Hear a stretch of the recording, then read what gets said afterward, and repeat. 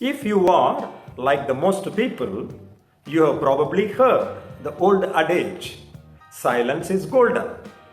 But when it comes to relationship, is that really the case? Most psychologists indicate that it depends on the situation. Ever been on the receiving end of the silent treatment? Or maybe you have used it yourself. It can feel like the ultimate power move, shutting down, going quiet, making the other person wonder what went wrong. But is it really helping? Or is it slowly tearing relationships apart? In this video, we dive deep into why people use silent treatment in relationships, how it creates emotional distance and hurting, and most importantly, how to break the silence with healthy communication instead of passive aggressive behavior. Whether it's in a marriage, friendship, or family, ignoring each other never solves the problem. It only makes it worse. If you have ever struggled with relationship conflicts and wondered how to stop the cyclic toxic communication, this is for you. Let us talk about understanding silence, emotional withdrawal, and finding better ways to reconnect.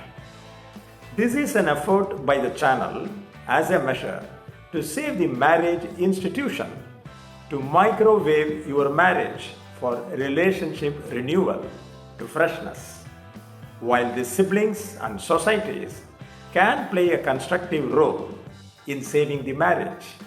Ultimately, it is in the hands of the involved partners, and we will see how we can achieve this in this video.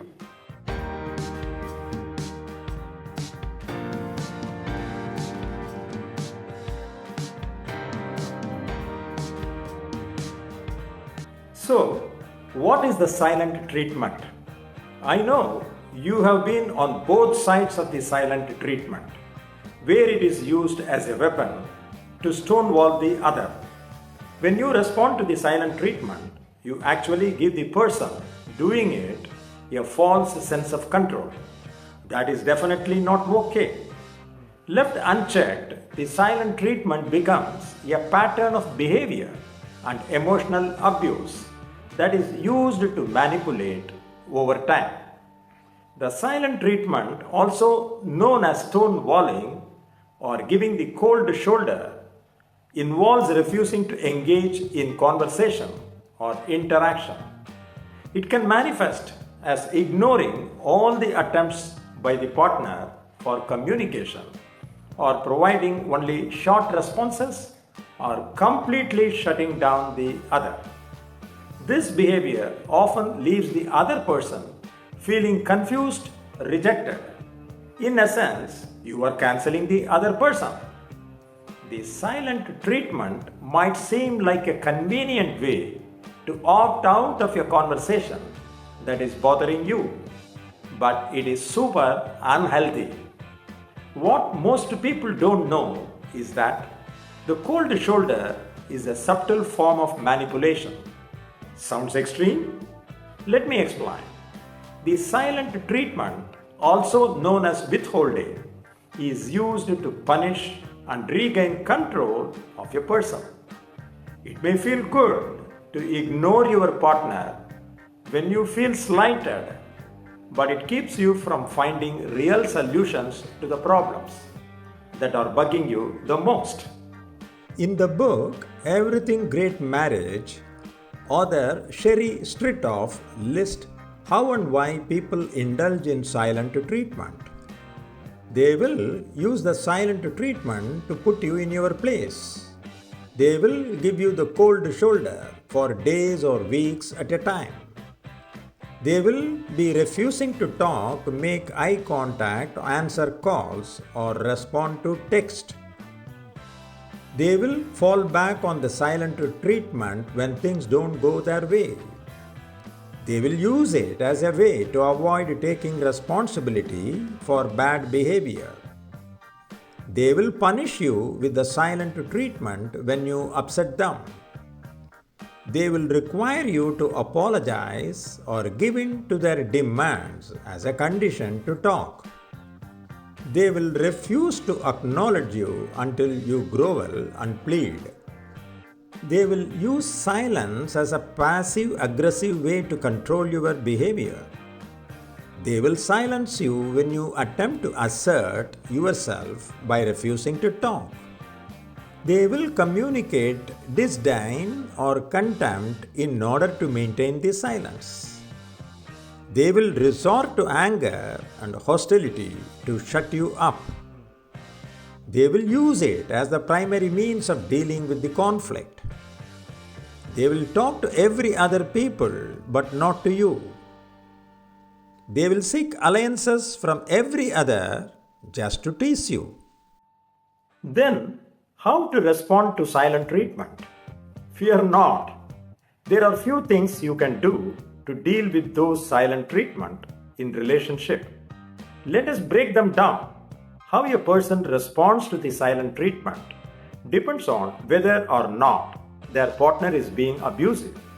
If the silent treatment does not appear to be a part of larger pattern of abuse, a person can try the following approaches. Number 1, name the situation. Acknowledge that someone is using the silent treatment.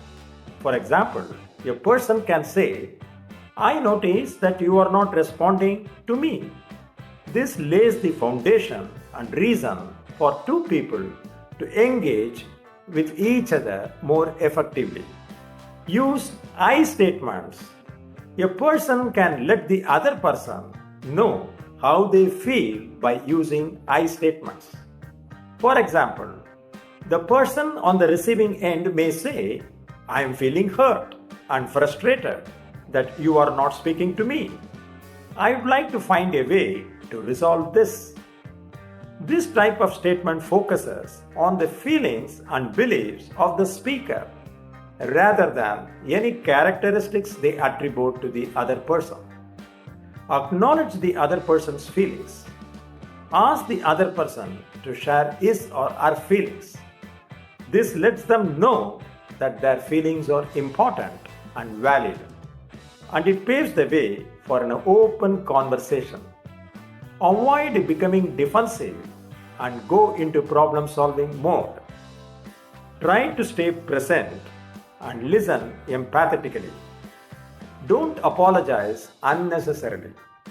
A person should not apologize or blame themselves for another person's use of the silent treatment and unnecessarily hang on a cross.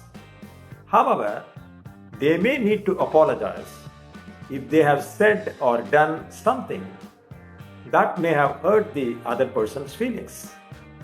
Cool off and arrange a time to resolve the issue. Sometimes a person may give someone the silent treatment because they are too angry, hurt, or overwhelmed to speak. They may be afraid of saying something that will make the situation worse. In these cases, it can be helpful for each person to take some time to cool off before getting together to discuss the issue calmly. Counselors call this taking a time out. Avoid unhelpful responses. Sometimes try to avoid escalating the situation by provoking or drawing the person who is silent into speaking.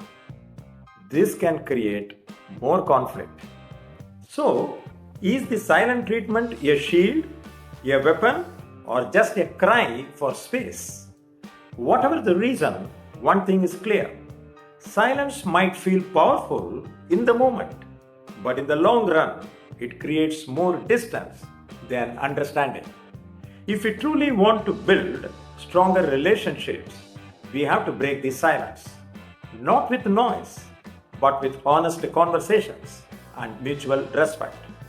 Let the silence be not used as a treatment or punishment to the partner. Save the marriage. What do you think? Have you ever used or experienced the silent treatment? Drop your thoughts in the comments below.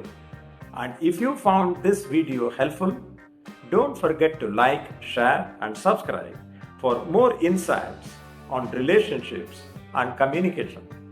Thank you for watching till the end.